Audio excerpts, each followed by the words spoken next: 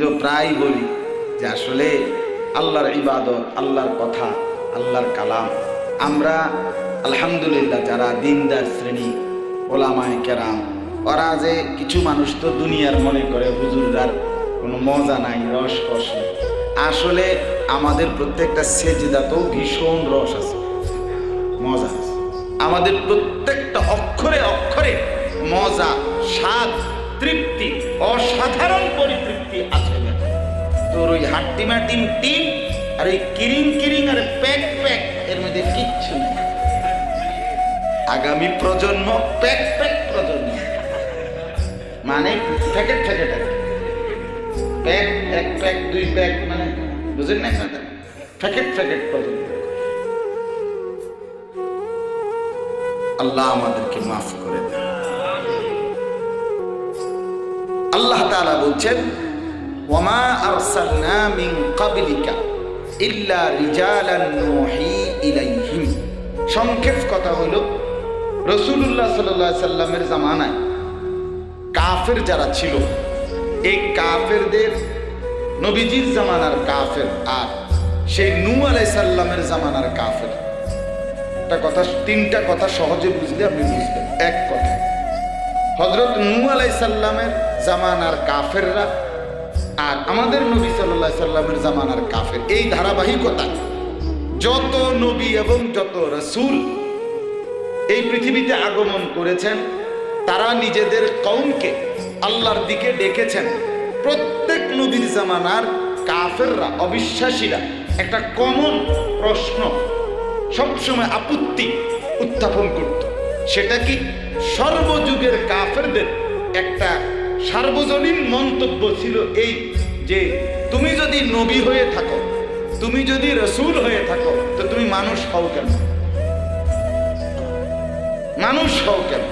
মানুষ নবী হইতে পারে না, নবী হবে আলগা কিছু, আলগা কিছু।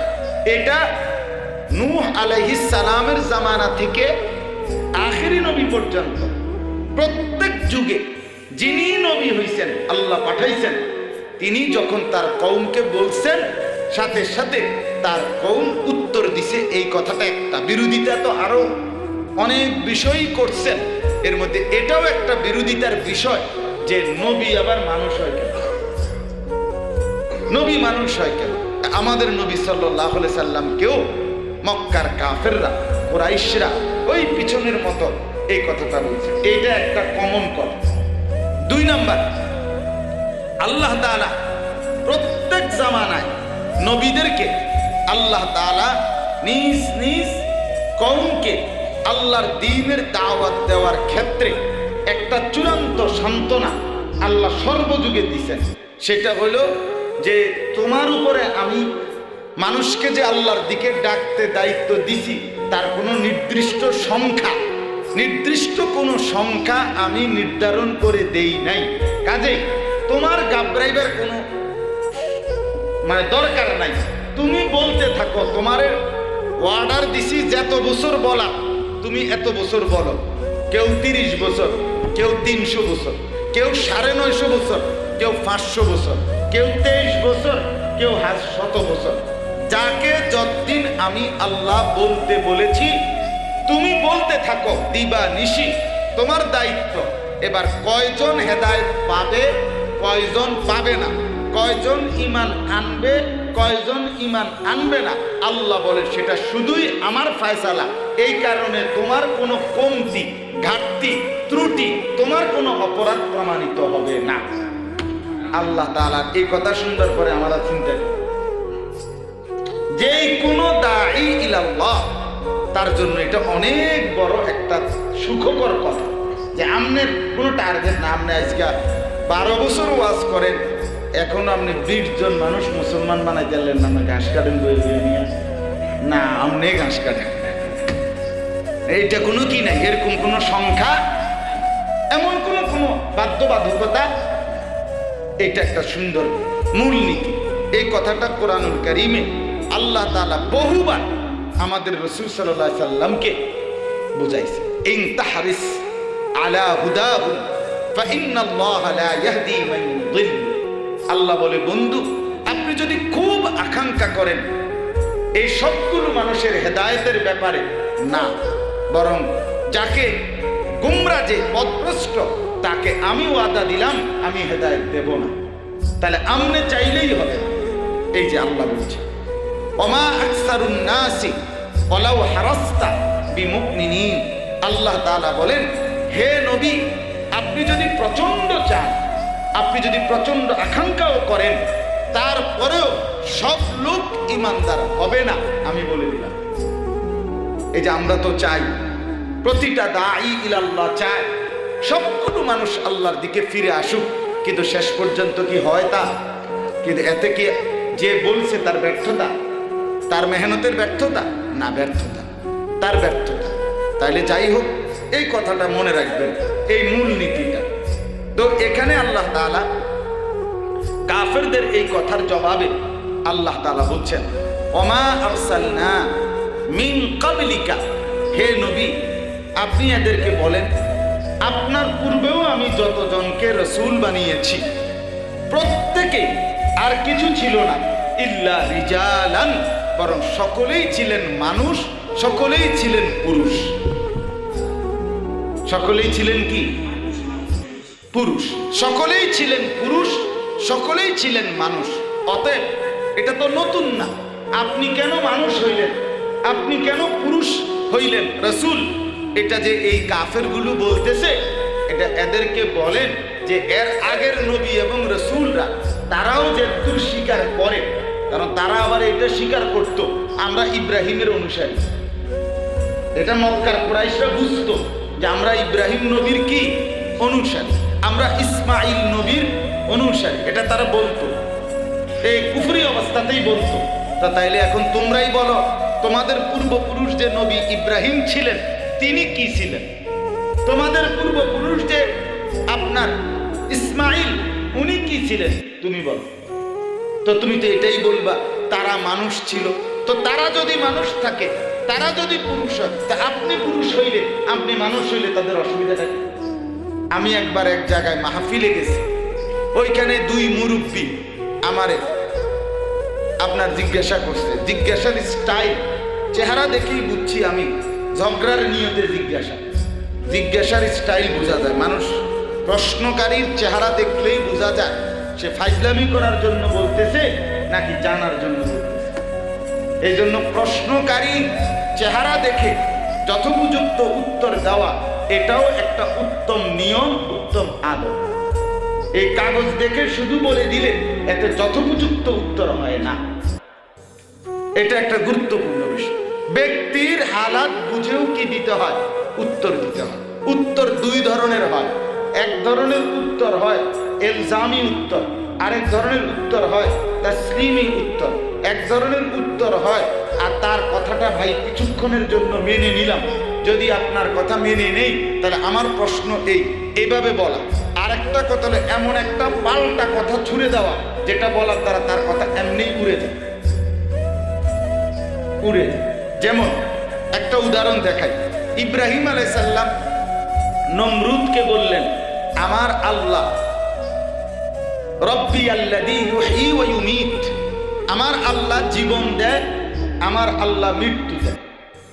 তো নমরুদ বললেন, আচ্ছা তো এটা আমিও পারি, আনা উহয়ী ওয়া উমীত, কোরআনের আয়াত, আমিও জীবন দিতে পারি, আমিও মৃত্যু দিতে পারি। এ কথা বলে নমরুদ দুইজন জেলখানার মৃত্যুদণ্ড প্রাপ্ত আসামি ডেকে আনছে, আইনা রাজ দরবারে। জল্লাদকে বলছে একজনকে যে কল্লা ফেলায় দাও, দিছে ফেলাই। আরেকজনকে বলছে তোমারে মুক্তি দিয়ে দিলাম, যাওগা বাদ যাওগা।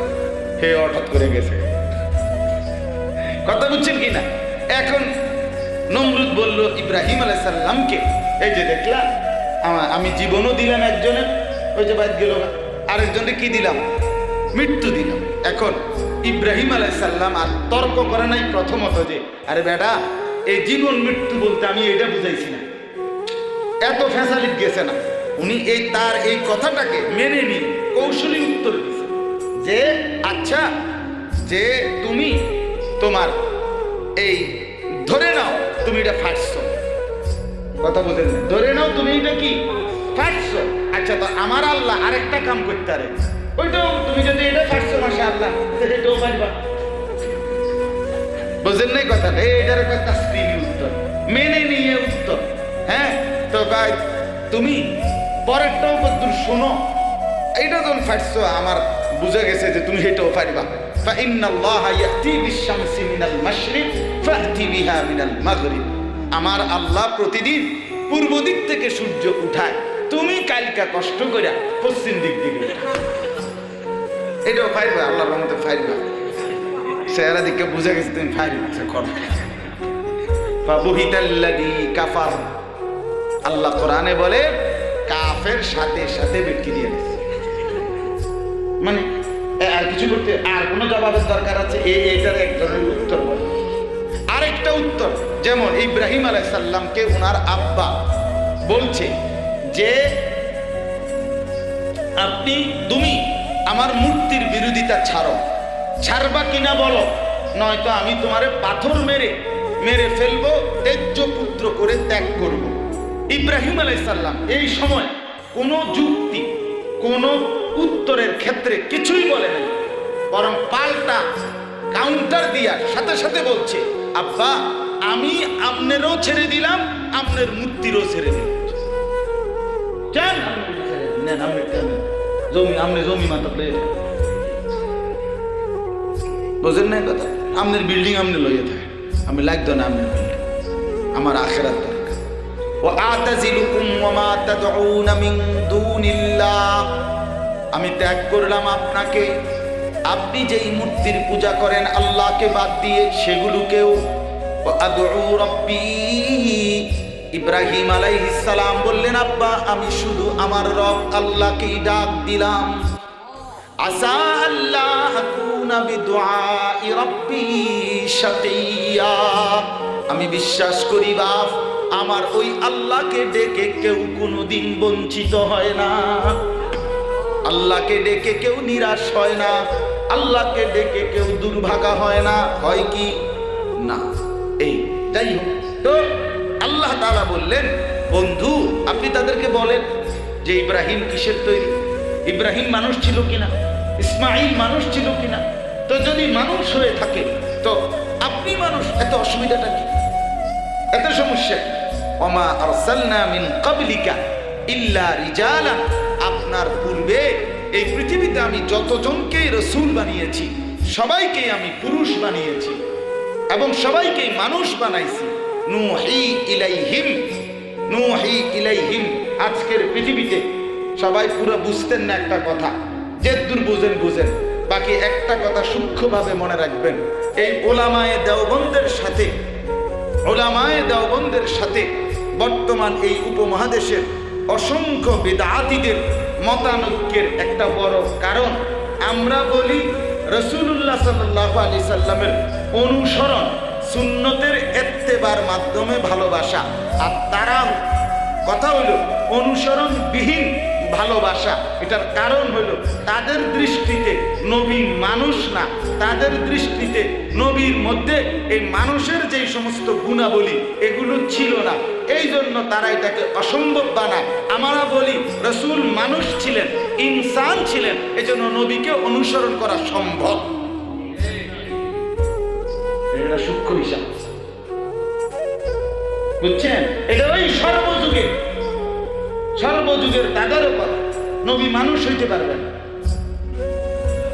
আমার মতো মানুষ নবী ওহাবীরা কয় গজল গায়, আমি নিজে শুনছি, আমরা গাই না। আল্লাহ আমাদেরকে মাফ করে দেন। যাই হোক, এজন্য আল্লাহ তাআলা বলেন, আপনার পূর্বে আমি যতজনকে রাসূল বানাইছি প্রত্যেকেই মানুষ ছিলেন, পুরুষ ছিলেন। আর কি? নুহি ইলাইহিম, প্রত্যেকের কাছে আমি আল্লাহ আমার পক্ষ থেকে ওয়াহী নাজিল করেছি। ওয়াহীবিহীন, আমার পক্ষ থেকে প্রত্যাদেশবিহীন আমি আল্লাহ কাউকে পাঠাই নাই, প্রত্যেকের উপরে আমি ওয়াহী নাজিল করেছি। এখান থেকে খুব দ্রুত সংক্ষেপে আপনি দুইটা কথা বোঝেন। এক নাম্বার কথা হলো, এই কথাটা বুঝতে হবে যে আল্লাহ তাআলা প্রত্যেক যুগে রিজাল পাঠাইছেন। কি পাঠাইছেন কন্ত? আরেকটা হইল আল্লাহ তাআলা প্রত্যেক যুগে রিজালদের কাছে আল্লাহর পক্ষ থেকে কিতাব, ওয়াহি, মূলনীতি আর কি বলবে, কিভাবে দিক নির্দেশনা দেবে মানুষকে, সেই ওয়াহি, সেই প্রত্যাদেশ, সেই নির্দেশিকা, সেই কিতাব, সেই গাইড আল্লাহ তাআলা প্রেরণ করেছে। এই দুইটা জিনিস, এই কথাটাই আজকের মূল কথা আমার। দুইটা জিনিস প্রত্যেক জামানায় মানুষের জন্য ছিল। একটা হলো রিজাল, আরেকটা হলো কিতাব। রিজালুল্লাহ, কিতাবুল্লাহ। বলেন তো এই শব্দ দুইটা, এই দুই জিনিস, এই দুই মানুষের হেদায়েতের জন্য, আল্লাহকে পাওয়ার জন্য, আখিরাতকে পাওয়ার জন্য, জান্নাতে যাওয়ার জন্য, জাহান্নাম থেকে বাঁচার জন্য, কবরের আযাব থেকে বাঁচার জন্য, নিজের ঈমান, নিজের আমল, নিজের ওযু, গোসল, নামাজ, রোজা, হজ, যাকাত, জিকির, তেলাওয়াত, গুনাহ থেকে বেঁচে থাকা, যাই করতে চায় একজন মানুষ, তার জন্য দুই জিনিসের সাথে তার সম্পর্ক থাকতেই হবে, থাকতেই হবে, থাকতেই হবে। একটা হলো রিজাল, আরেকটা হলো কিতাব। আল্লাহর পক্ষ থেকে মনোনীত বান্দা, আল্লাহর পক্ষ থেকে মনোনীত ব্যক্তিগণ আল্লাহ সর্বযুগে পৃথিবীতে রাখছেন, এদের সাথে তার সম্পর্ক থাকতে হবে। দুই, আল্লাহর পক্ষ থেকে মনোনীত কিতাব, এর সাথে মুমিনের সম্পর্ক থাকতে। অর্থাৎ রিজালুল্লাহর দুই নাম। আল্লাহর পক্ষ থেকে মনোনীত বান্দা দুই ভাগে বিভক্ত।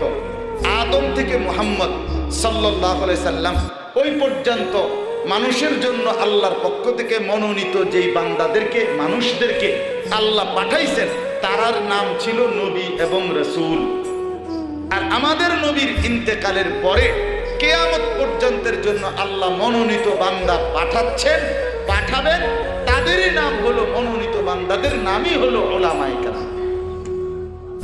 তাহলে অতএব এক জামানা মানুষের অনুসরণের জন্য আল্লাহ দিয়েছিলেন নবী এবং রাসূল। আরেক জামানা এখন নবী এবং রাসূলের স্তরে না, বরং নবী এবং রাসূলের অনুসারী হিসাবে, ওয়ারাসা হিসাবে, উত্তরাধিকার হিসাবে আল্লাহ তাআলা দান করেছেন পৃথিবীবাসীর হেদায়েতের জন্য রিজাল, মনোনীত ব্যক্তি, তাদেরই নাম হলো উলামায়ে কেরাম।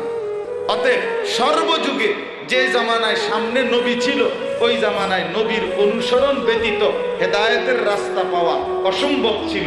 যেই জামানায় উলামায়ে কেরাম আছে, সেই জামানাতেও উলামায়ে কেরামের অনুসরণ ব্যতীত, ইত্তেবা ব্যতীত, সোহবত ব্যতীত, সংস্পর্শ ব্যতীত আল্লাহর পথ পাওয়া অসম্ভব, অসম্ভব। সোজা হিসাব, এটা মনে রাখতে হবে, এটা লাগবেই লাগবে। আপনি ফেসবুক টিপা, আপনি আখিরাত মিলাই থাকতেন, আপনি ইউটিউব টিপা, আখিরাত মিলাই থাকতেন। বলে ফেসবুকের থেকে তো আমি ওয়াজ আছে না, এই ফেসবুকের সবটি ওয়াজ শূন্য মিলাই থাকতেন। বলে না হুজুর শুধু আমনের ওয়াজে শুনুন হুজুর, হ্যাঁ না আমার সবটি ওয়াজ শূন্য, আমার দাঁড়ে আইতেন, আপনি আমার সব ওয়াজ বুঝতেন না। কথা বুঝছেন কিনা বলেন? এক ডাক্তারে, উনি মেডিসিন বিশেষজ্ঞ ডাক্তার, অতএব এখন এই মুহূর্তে উনি আজকে 30 জন জ্বরের রোগী দেখছে। তাহলে 30টা প্রেসক্রিপশন যদি আমি ফটোকপি কইরা আমনের একটার মিলাইয়া আমি একটা নতুন ওষুধ বাইর করি, তাহলে আমিও মারা যাবে, ডাক্তারও মারা যাবে। ঠিক কিনা বলেন না কেন? এটা গুরুত্বপূর্ণ, গুরুত্বপূর্ণ। অর্থাৎ এটা খুব জরুরি বিষয়। নিজে নিজে নিজে নিজে ফয়সালা নিলে হবে না। আল্লাহ তাআলা হেদায়েতের জন্য আল্লাহর নিজাম, আল্লাহ তাআলা রিজাল রাখছেন, উপযুক্ত উলামায়ে কেরাম, উপযুক্ত রাহবার, উপযুক্ত পথ প্রদর্শক আল্লাহ রেখেছেন। এজন্য কোরআনে আছে প্রত্যেক জাহান্নামীকে আল্লাহ দুইটা কথা বলবে। এক, ইবাদত করার মতো সময় আমি তোমাকে দিয়েছিলাম। দুই, ওয়াজাআকুমুন নাদির, আমার পক্ষ থেকে ভয় প্রদর্শনকারী মনোনীত বান্দা পাঠিয়েছি। সময়ও দিয়েছিলাম আমল করার, হায়াত সাথে সাথে বুঝাইয়া দেওয়ার জন্য ভয় প্রদর্শনকারী নাদির আমি আল্লাহ তোমার কাছে পাঠাইছিলাম। তাহলে বোঝা গেল এই আয়াত দ্বারা সর্বযুগে আমাদেরকে আল্লাহর দিকে ডাকার জন্য, জাহান্নাম থেকে বাঁচাবার জন্য, জান্নাতের পথ দেখাবার জন্য উপযুক্ত আলেম জমিনে ছিল, আছে, থাকবে। থাকবে কিনা বলেন? থাকবে। কোন জামানা এটার থেকে কি হবে না, খালি হবে। এটার থেকে খালি হবে। যেদিন থাকবে না, যেদিন আল্লাহর দিন বুঝাবার মতো রিজাল, মনোনীত পুরুষ, মনোনীত ব্যক্তি নাই, সেদিন আসমানও থাকবে না, জমিনও না, সূর্য চন্দ্র আর উঠবে না। এজন্য রিজাল, নির্বাচিত, আল্লাহর পক্ষ থেকে মনোনীত উম্মতের ওলামায়ে কেরামের সংস্পর্শ আপনার লাগবে, ওনাদের কাছে আসা যাওয়া লাগবে। এই যে ইসলাহি মজলিস, না এটা আপনারা তো মোটামুটি বুঝছেন যে আপনার ইমান আমলের উপরে চলবেন, হ্যাঁ, নামাজ রোজা করবেন, আল্লাহ বিল্লাহ করবেন, চিটারি বাটফারি করেন না, নাফরমানি হারাম কাজ করেন না, বুঝছেন না সবাই কথাটা? তাহলে আর আইসেন না, এই শেষ, বছরও শেষ, আপনাকে আয়ুন শেষ, সামনের বছর ধরে নতুন বছর, আর কথা তো বুঝছেন। আপনি এবার এমনি এমনি চলবেন, পারতেন না, আপনি বেড়া তেরা লাগিয়ে যাবে, এলোমেলো না, বেড়া লাগিয়ে যাবে, বুঝছেন না? আপনি পারবেন না। আপনাকে প্রতিনিয়ত ওলামায়ে কেরামের কাছে আসতে হবে, সবসময় আসতে হবে। ফাসআলু আহলাদ যিকরি ইন কুনতুম লা তা'লামুন। অতএব আল্লাহ বলেন এই দুইটা ব্যবস্থা আমি রেখেছি, একটা হলো রিজাল, আর একটা হলো নুহি ইলাইহিম, তাদের কাছে ওহী পাঠাইছি। কে বুঝাবে এটাও আমি ঠিক করছি, কি বুঝাবে এটাও আমি ঠিক করছি। বুঝেন নাই? আমনে হ্যাঁ, আচ্ছা, আপনাকে আমি কি দিলাম, মনোনয়ন দিলাম, এখন আপনার যেটা মনে করেন এটা কোন জি না, জি না। আল্লাহ বলেন মনোনীত বান্দা নবী ওলামা আমি পাঠাইছি, আবার ওলামায়ে কেরামকেও আমি এটা বলি নাই, নবীকেও এটা বলি নাই। আপনাকে যেহেতু আমি অনুমোদন দিলাম, এবার আপনার বুঝ মতো চালাইয়া নেন মানুষের না। নুহি ইলাইহিম, আমি ওহী পাঠাইয়াছি, কখন কি বলবে, কোন দিন কি বলবে, কখন কি বলবে। সাহাবায়ে কেরাম, হাদিসে আছে, শত শতবার মক্কায় নবীজির কাছে এসে বলছিল, ইয়া রাসূলুল্লাহ, যুদ্ধ করব কোন দিন, আক্রমণ করব কোন দিন, প্রতিহত করব কোন দিন, আর পারছি না, আর পারতেছি না, আমাদের উপরে এই পরিমাণ জুলুম, একদিন দুই দিন না, 13টি বছর। আল্লাহ রাসূল বলছে আল্লাহর বিধান আসা পর্যন্ত, আল্লাহর বিধান, আল্লাহর বিধান মানে অপেক্ষা করো, অপেক্ষা করো, অপেক্ষা করো। মদিনায় গেছেন, 6 মাস গেছে, এরপরে আল্লাহর আয়াত নাজিল হয়েছে, বন্ধু উদিনা লিল্লাযিনা ইউকাতিলুনা বিআন্নাহুম যুলিমু, আজকের থেকে আমি আল্লাহর পক্ষ থেকে আপনাদের প্রত্যেকটা জুলুমের মোকাবেলায় কিতাল, জিহাদের অনুমতি দেওয়া হলো। এবার চোখ তুললে ঘুষি দিবেন, ত্রাম করে দিয়ে দিবেন। রাসূলুল্লাহ সাল্লাল্লাহু আলাইহি ওয়াসাল্লাম আয়াত নাজিল হবার সাথে সাথে সাহাবায়ে কেরামকে বললেন, এখন খবর লও কাফেরদের কাছাকাছি কোন দল আছে যে এখন হতাইল ওড়ো। হ্যাঁ হ্যাঁ, সাহাবায়ে কেরাম গুপ্তচর খবর আনছে যে আবু সুফিয়ানের নেতৃত্বে সিরিয়া থেকে 30 সদস্যের বাণিজ্য কাফেলা এই মদিনার পাশ দিয়ে যাবে, এই কিছু আজকে কালকের ভিতরে। আল্লাহ রাসূল চলো চলো আগায় চলো, রেডি। এই সাথে সাথেই যুদ্ধ, এটাই শেষ পর্যন্ত বদরের যুদ্ধে গড়াইছে, মুসলমানের বিজয় উঠে। তাইলে বলবে কে, এটা নির্ধারণ করেছেন কে? বলবে কি, এটা নির্ধারণ করেছেন কে? আল্লাহ। ফাসআলু, আমাদের কাজ কি? ফাসআলু, আমাদের সমস্ত মুসলমানের কাজ হলো তোমরা জেনে নাও, তোমরা জেনে নাও, তোমরা জেনে নাও। তোমরা আহলুল যিকির, আহলুল ইলম, উলামায়ে কেরাম, ইলম ওয়ালা, যদি নবী সামনে থাকে তো নবীর কাছে, নবী নাই তো উলামায়ে কেরামের কাছে তোমরা জেনে নাও যা যা জানো না। বিল বায়িনাতি ওয়াজ জুবুর, আল্লাহ বলে প্রত্যেক নবীর কাছে, প্রত্যেক প্রেরিত ব্যক্তির কাছে আমি সুস্পষ্ট নিদর্শন দিয়েছি।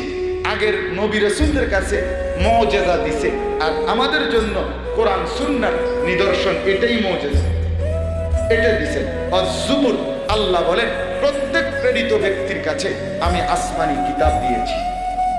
ওয়া আনজালনা ইলাইকা যিকরা লিতুবায়্যিনা লিন-নাসি মা নুযিলা ইলাইহিম। এবার আল্লাহ তাআলা বলছে, বন্ধু সর্বশেষ দিতে দিতে এই কোরআন আপনার উপরে নাজিল করলাম, এটাই চূড়ান্ত কিতাব, চূড়ান্ত গাইড, চূড়ান্ত পথ নির্দেশিকা কেন দিলাম? দুই কারণে। এক কারণ আপনার জন্য, আরেক কারণ বান্দাদের জন্য। কোরআন আল্লাহ দুই কারণে দিয়েছে। এক আপনার জন্য একটা কারণ, আরেকটা হলো তাদের জন্য। কি আপনার জন্য? কি আপনার জন্য কোরআন দিলাম এই জন্য আপনি যেন আমার কোরআনের প্রত্যেকটা অক্ষর আমার বান্দাদেরকে যেন বিস্তারিত ব্যাখ্যা করে আমলের মাধ্যমে, সুন্নাহ এবং হাদিসের মাধ্যমে বুঝাই দিতে পারেন। আর সবার জন্য কেন দিছি কোরআন? ওয়ালা আল্লাহুম ইয়াতাফাক্কারুন, প্রত্যেকেই যেন আমার আয়াত, আমার কোরআন নিয়ে ভাবনা চিন্তা করে, ফিকির করে, ভাবে, সেই অনুযায়ী আমল করে। এই জন্য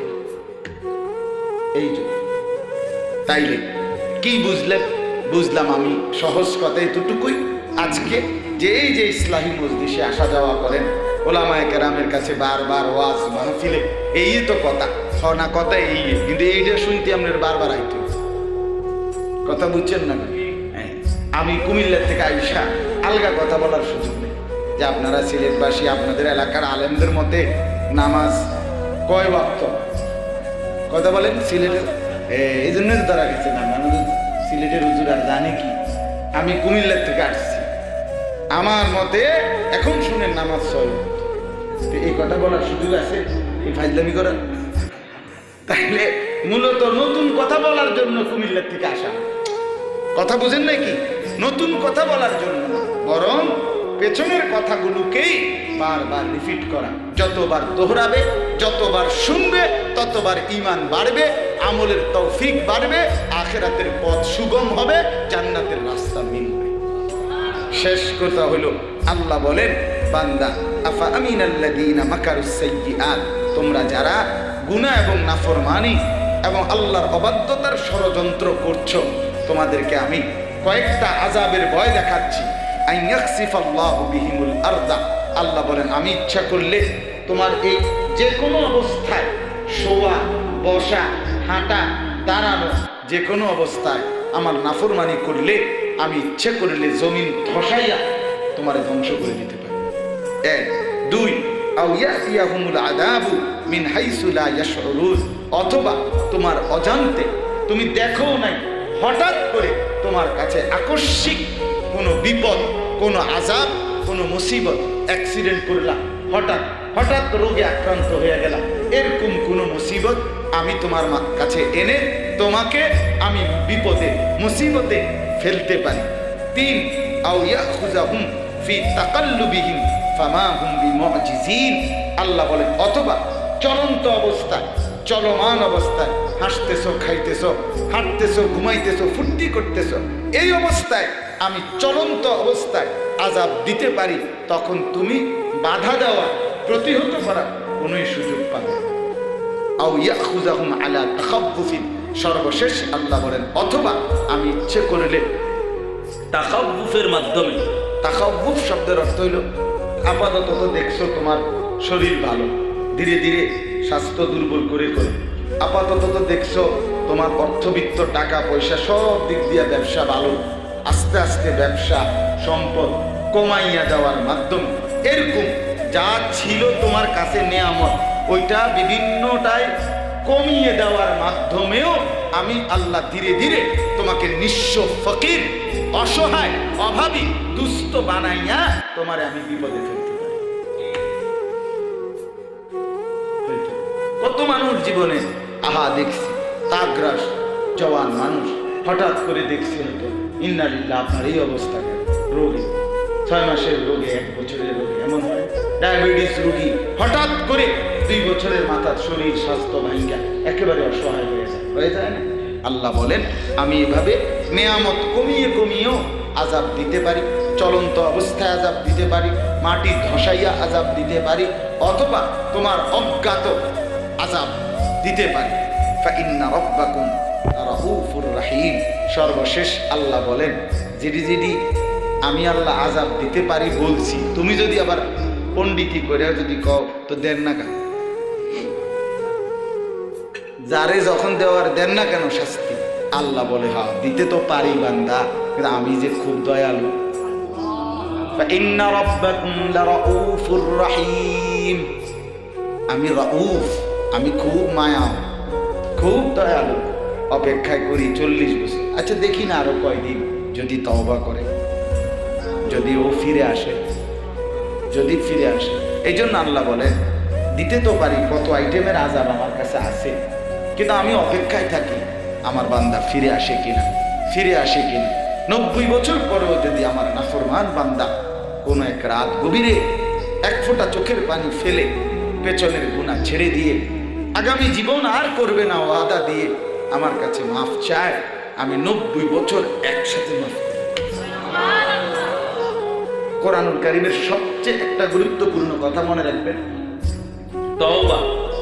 যত জায়গায় তওবার কথা কোরআনে আছে তত জায়গায় তওবার পুরস্কার অনেক কিছু বলছে।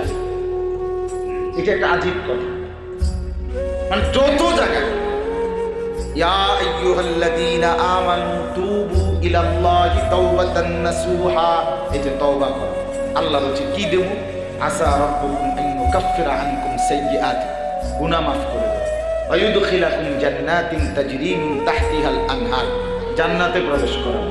ইয়াউমা লা ইউখজিল্লাহুন নাবিয়্যা ওয়াল্লাযীনা আমানু মা, হাসরের ময়দানে লজ্জিত করব না।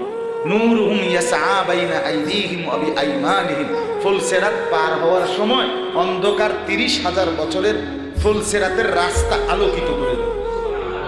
এই তওবা তওবা করো। এভাবে ফাকুলতুস্তাগফিরু রাব্বাকুম ইন্নাহু কানা গাফফারা, এই ইস্তিগফার করো, আসমান থেকে বৃষ্টি দেব, তোমারে সম্পদ বাড়ায় দেব, তোমারে জিফুত বাড়ায় দেব, তোমারে বাগ বাগিচা বাড়ায় দেব, তোমারে খাল নদী পুকুরে পানি ভরপুর করে দেব। মানে যেখানে তওবার কথা বলছে সেখানেই আল্লাহ তাআলা এত বেশি কথা বলছে। এরপরে বান্দা দুনিয়া দেব, তওবা করো, আখিরাত দেব, তওবা করো, ফুলসিরাত পার করে দেব, তওবা করো। এত কিছুর পরেও বান্দা তওবা করে না, গুনাই করতে থাকে। আরে নাফরমান, তুই মূলত জান্নাতেই যাইতে চাচ্ছিস, আমি তো খুব চাচ্ছিলাম। আল্লাহ তাআলা হাসরের ময়দানে বলবেন, বেঈমান, আমি না ভীষণ চাইছিলাম জান্নাত দিতে, কিন্তু তুই আমার কথারে কোনোভাবে পাত্তা দিলি না। একটা কথার উপরে বুঝি আমি কোন মানুষ এত কিছুর প্রলোভন দেয়, আমি কত প্রলোভন দিছি, মানে কত আকাঙ্ক্ষা দেখাইছি, কত আশা ব্যক্ত করছি, তুই আয় না, আয় না, আয় না, এমনে বললাম, হেমনে বললাম, তুই পাত্তাই দিলি